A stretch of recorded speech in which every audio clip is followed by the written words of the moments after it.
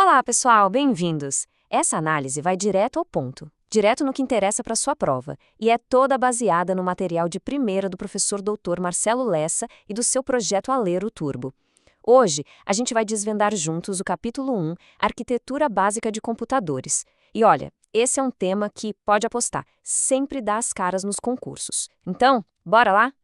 E que jeito legal de começar, né? Essa citação do professor Lessa já coloca tudo em perspectiva. É um lembrete muito importante. No fim das contas, a tecnologia é uma ferramenta. E para a gente dominar essa ferramenta na hora da prova, não adianta só saber o que ela faz. A gente precisa entender como ela faz. E é exatamente essa a nossa missão por aqui.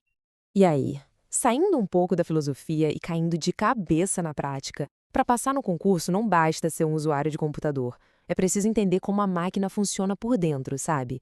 E mais importante, focar exatamente naqueles pontos que a banca, a famosa FGV, considera cruciais. É isso que a gente vai mapear agora. Então, esse aqui é o nosso roteiro, o nosso mapa da mina.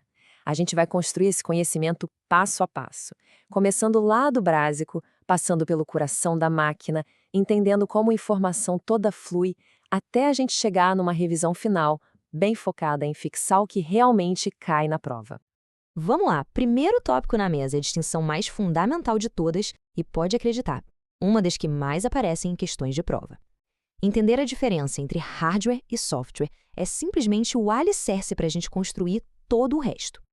A distinção é bem simples, mas é ouro puro para a prova. Olhando aqui, a regra é clara. Se a gente pode tocar, se pode pegar, é hardware.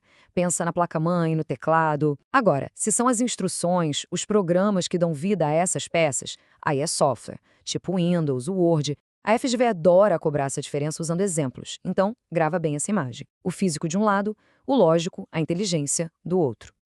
Ok, agora vamos pensar no seguinte. Se o computador fosse um corpo humano, a CPU, que é a unidade central de processamento, seria sem dúvida o cérebro. É ali que todas as decisões, todos os cálculos acontecem. Então, vamos dar uma olhada em como essa peça tão fundamental funciona por dentro. E dentro desse cérebro a gente tem 3 componentes-chave, como está aí na tabela. Primeiro, a ULA, a unidade lógica e aritmética. Ela é tipo a calculadora do processador, responsável por toda a matemática e as comparações. Depois vem a UC, a unidade de controle, que é a gerente, sabe? Ela que organiza o fluxo de trabalho todo. E por fim, os registradores, que são uma memória ultra rápida, como se fosse a mesa de trabalho da CPU, guardando só o que é preciso para usar naquele exato instante. Memorize a função de cada um, porque a FGV pode cobrar exatamente isso, tá? E como é que se mede a velocidade desse cérebro todo? Pelo clock, que é medido em gigahertz. Pensa no clock como se fosse o ritmo do coração do processador. Um clock mais alto significa que a CPU consegue executar mais ciclos de instruções por segundo. É simples assim. Quanto maior o clock, mais rápido é o processamento.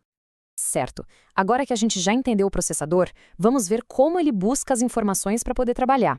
Afinal, nenhum cérebro funciona sem memória, e no computador a lógica é a mesma. Esse ciclo que a gente vai ver é crucial. Olha só, aqui está o ciclo da vida de uma instrução. São 4 etapas bem definidas: busca, decodificação, execução e armazenamento. E fica a dica, a FGV tem uma pergunta clássica sobre isso que é: qual fase do ciclo localiza a instrução na memória? A resposta está ali, na primeiríssima etapa, a busca ou fetch. Foco nesse ciclo. Agora, vamos dar uma olhada nos diferentes tipos de memória. Cada uma tem um papel bem específico. A RAM é a memória de trabalho, super rápida, mas é volátil. O que isso quer dizer? Desligou o computador, perdeu tudo. Já a ROM é o contrário, é permanente, ela guarda as instruções de fábrica, o famoso BIOS. Agora, a cache, aqui está o pulo do gato. A CPU é muito mais rápida que a RAM, e isso cria um gargalo. A cache é tipo uma memória VIP, sabe? Pequena, mas ultra rápida, que fica ali no meio do caminho, guardando os dados mais usados e servindo de atalho para a CPU. E claro, para o armazenamento de massa, a gente tem o HD, o SSD e a nuvem. Dominar essas diferenças, especialmente entre volátil e permanente, é fundamental para a prova. Bora testar esse conhecimento rapidinho. Uma questão estilo FGV. Qual é a função da memória cache? Pensa um pouco.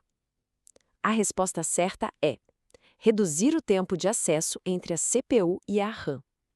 Ela é exatamente isso, um atalho super eficiente para os dados mais usados, fazendo tudo ficar mais rápido. Muito bem, já vimos o cérebro, já vimos as memórias, agora vamos entender como o computador se comunica com a gente e com o mundo lá fora. É aqui que entram em cena os periféricos. A lógica aqui é bem direta. Dispositivos de entrada são aqueles que mandam informação para o computador. Pensa no teclado, no mouse. Já os dispositivos de saída recebem informação do computador, como monitor e impressora. E aí existem os híbridos, que fazem as duas coisas, como um pendrive ou uma tela touchscreen.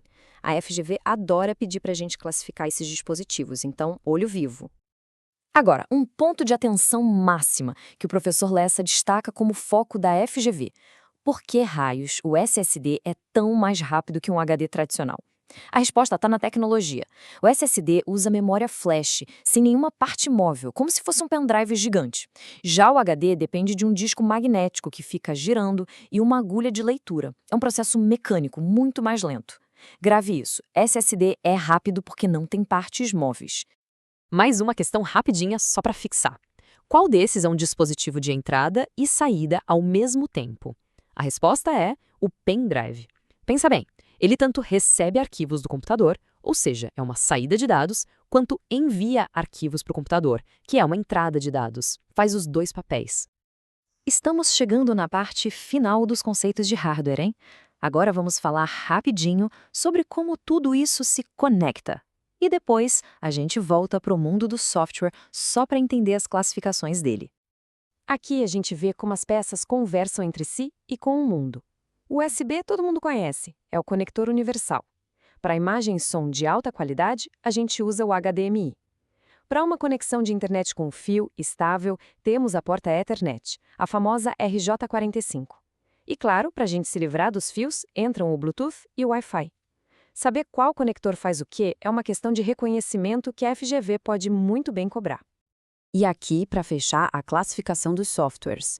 O de sistema é a base de tudo, como o Windows. O aplicativo é para a gente fazer nossas tarefas específicas, tipo o Word. E o utilitário, como o nome já diz, ajuda na manutenção e na segurança. E aqui vai uma pergunta clássica da FGV. A qual categoria pertence um antivírus? A resposta certa é utilitário. Muito bem, pessoal. Passamos por todos os conceitos fundamentais. Agora é aquela hora estratégica, a hora da revisão para garantir que essa informação toda fique bem gravada na memória para o dia da prova. Esse aqui é o fichamento de fixação do material. É o resumo do resumo, a cola do bem. Hardware é a parte física. CPU processa tudo. Memória RAM é volátil, ROM é permanente e cache é super rápida. SSD é mais rápido que HD. Dispositivos podem ser de entrada, saída ou os dois. E os conectores ligam tudo. Dê uma boa olhada nessa tabela antes da prova, vale a pena. Mas saber a matéria é só metade do caminho. A outra metade é fazer com que ela fique na memória, né? É por isso que o projeto inclui o bloco neurocognitivo. A ideia é bem simples. Chega de estudo passivo. Crie flashcards, como os da tela, explique os conceitos em voz alta para si, force o seu cérebro a recuperar a informação de forma ativa. É assim que o conhecimento se consolida de verdade. E a gente encerra esta sessão com essa reflexão. O estudo é um ato de prudência. É uma busca ativa pelo conhecimento que nos prepara para qualquer desafio. Que essa seja a nossa mentalidade nessa jornada de preparação. Esta análise foi produzida a partir do conteúdo do projeto Alero Turbo, sob a autoria e orientação do professor Dr. Marcelo Lessa. Se este conteúdo te ajudou, não esqueça de se inscrever no canal e ativar o sininho das notificações. Assim o YouTube te avisa imediatamente assim que a próxima análise for liberada. Bons estudos e até a próxima!